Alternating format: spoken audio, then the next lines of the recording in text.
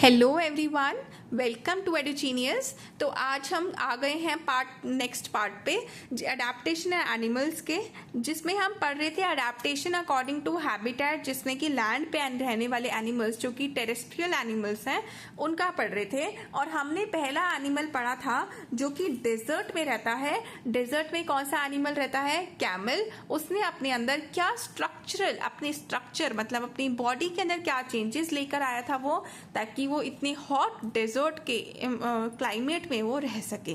अब हम आ गए हैं नेक्स्ट। उसके बाद हम आ गए थे जो बहुत ही हिली रीजन्स में आइस में रहता है। कौन सा था वो? Polar bear. वो उसने अपने आप को कैसे अपनी स्ट्रक्चरल अडेप्टेशंस करी थी वो पढ़ लिया था हमने। और अब हम आ गए हैं नेक्स्ट एनिमल के ऊपर, जो कि है पेंगुइन।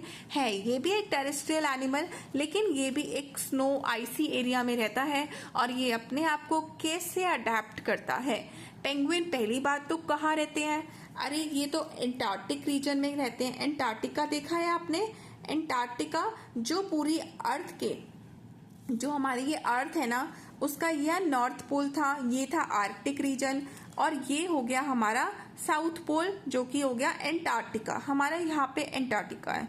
तो क्या हुआ, यहाँ पे हमें मिलते हैं पेंगुइन्स। अगर कोई यहाँ पे चला जाए ना तो यहाँ पे जिंदा नहीं बचता, लेकिन हमें यहाँ पे पेंगुइन जरूर देखने को मिल जाएंगे।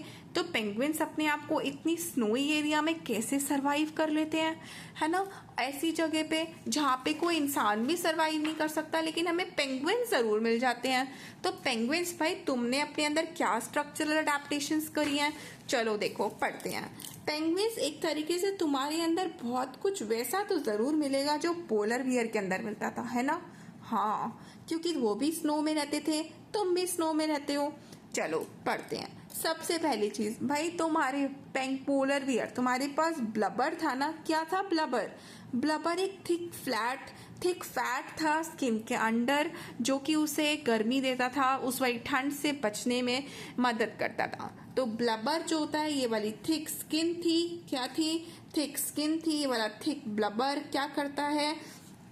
स्किन के अंदर होता है, अंडर द स्किन। ये हेल्प करता है, हेल्प्स इट टू प्रोटेक्ट, कि उसे प्रोटेक्ट कर सके फ्रॉम कोल्ड वेदर। जो भी बाहर की ठंड है उससे बचाने के लिए एक भगवान जी ने उसे नेचुरल कोट दिया कि ये ले, तू जिंदगी भर ये कोट पहन के रखियो। इस कोट से तुझे, ये तेरी स्किन के साथ चिपका रहेगा और तुझे कभी भी सर्दी नहीं लगेगी।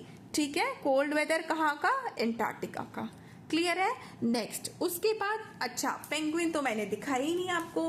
पेंगुइन कैसा दिखता है? ये देखो, ऐसा दिखता है ना पेंगुइन, सबने देखा है पेंगुइन, इसकी मूवीज भी आती हैं। तो ये पेंगुइन के जो पीछे का एरिया होता है ये ब्लैक और आगे से वाइट, ये क्या चक्कर है भाई? ये पीछे पता है क्या होते हैं? इसके फेदर्स होते हैं, बर्ड के फेदर्स होते हैं ना। ये ब्लैक कलर के क्या है? फेदर्स हैं। भाई ये ब्लैक कलर के क्यों बनाए भगवान जी ने? इसको भी व्हाइट कलर का ही बना देता। क्यों? क्योंकि ये डार्क कलर के हैं। Dark, black is a dark colour. तो जो ये डार्क फेदर्स है ना, आपको पता है डार्क कलर का भी हमें, जो जब भी सर्दियां होती हैं और सर्दियों में बोला जाता है कि डार्क कलर के क्लोथ्स पहनो, और गर्मियों में बोला जाता है लाइट कलर के क्लोथ्स पहनो। क्यों? क्योंकि जो सर्दियां हैं उसमें जो डार्क कलर है ना, डार्क कलर होता है एक गुड एब्जॉर्बर, एब्जॉर्ब करता है वो बहुत ज्यादा हीट। वैसे ही जैसे कि हमारा जो तवा होता है ना, तवा देखा है आपने हमारा, उसके अंदर जैसे तवा, वो तवा भी ब्लैक कलर का क्यों होता है? ताकि वो जल्दी से हीट को एब्जॉर्ब कर ले और वो गर्म रहे जितनी देर तक रोटी बन रही है। और वहीं पे तो ये वाला डार्क का कंसेप्ट किस में होता है? विंटर्स में, कि पहले ही धूप कम निकलती है, तो अगर तुमने डार्क कलर के पहने तो वो धूप को जल्दी से अब्जॉर्ब कर लेंगे, आपको फिर थोड़ी थोड़ी गरम गरम लगेगा कपड़ा, और मतलब आपको ठंड कम लगेगी। और जो समर्स होती हैं, समर्स के अंदर क्या बोलते हैं? अरे इतनी धूप पहले ही है, इतनी गर्मी पहले ही है, तो तुम पहनो क्या? Light coloured clothes. Light colours क्या होते हैं? गुड एमिटर्स होते हैं। एमिटर्स मतलब फेंकते हैं, कि जितनी भी गर्मी होगी वो जल्दी जल्दी बाहर निकल जाएगी। तो उसी हिसाब से अब गुड एब्जॉर्बर्स हुए डार्क कलर। तो डार्क कलर के फेदर्स दिए भगवान जी ने उसे कि ले तू इतनी ठंड में रहता है ना, जो थोड़ी सी भी सनलाइट निकलती है ना वो तेरे फेदर्स जल्दी से एब्जॉर्ब कर लें।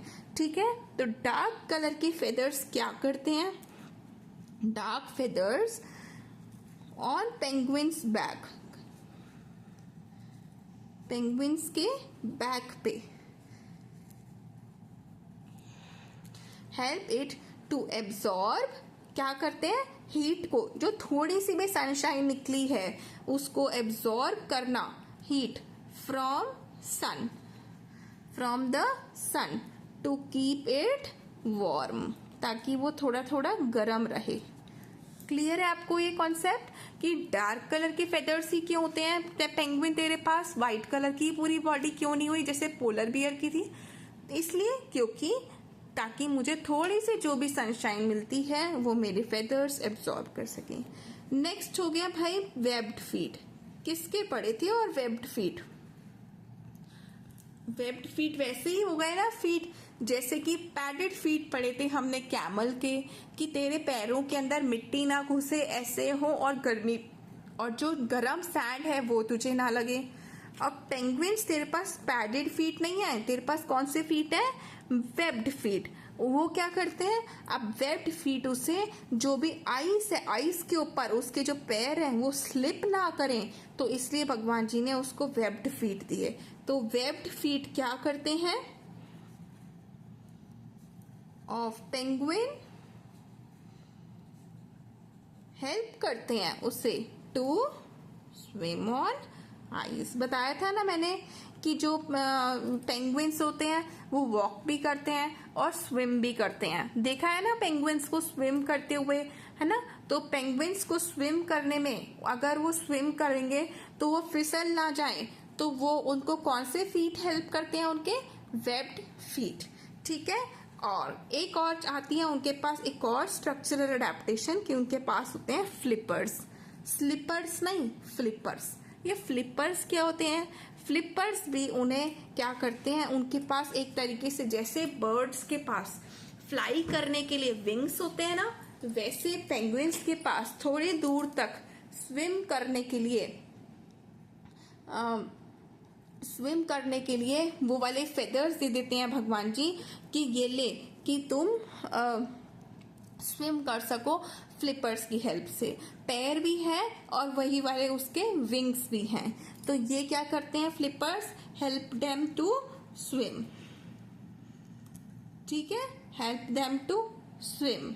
ये विंग्स की तरह होते हैं लेकिन ये उन्हें फ्लाई नहीं करवाने में हेल्प करते, ये उन्हें क्या करते हैं, स्विम कराने में हेल्प करते हैं। क्लियर है पेंगुइन्स का कंसेप्ट आपको। चलो इसके बाद हम पढ़ेंगे आर्बोरियल एनिमल्स के बारे में, जो कि होते हैं एनिमल्स जो कि अभी मैंने पढ़ा था ना, बताया था ना adaptation according to the habitat में हमारा लैंड का कंसेप्ट क्लियर हो गया। अब हम पढ़ेंगे ट्रीज, जो एनिमल्स आपको ट्रीज पे मिलते हैं, जैसे कि कौन कौन से एनिमल्स होते हैं सोच के रखना। ठीक है, वो वाले एनिमल्स के बारे में पढ़ेंगे और उन एनिमल्स को क्या कहते हैं, आर्बोरियल एनिमल्स, उनके बारे में पढ़ेंगे नेक्स्ट वीडियो में। तब तक थैंक यू। जो भी कॉन्सेप्ट आपको यहाँ पे क्लियर ना हुआ हो वो कमेंट सेक्शन में जरूर ड्रॉप करना और लाइक शेयर और सब्सक्राइब करना मत भूलना। Thank you so much, bye bye.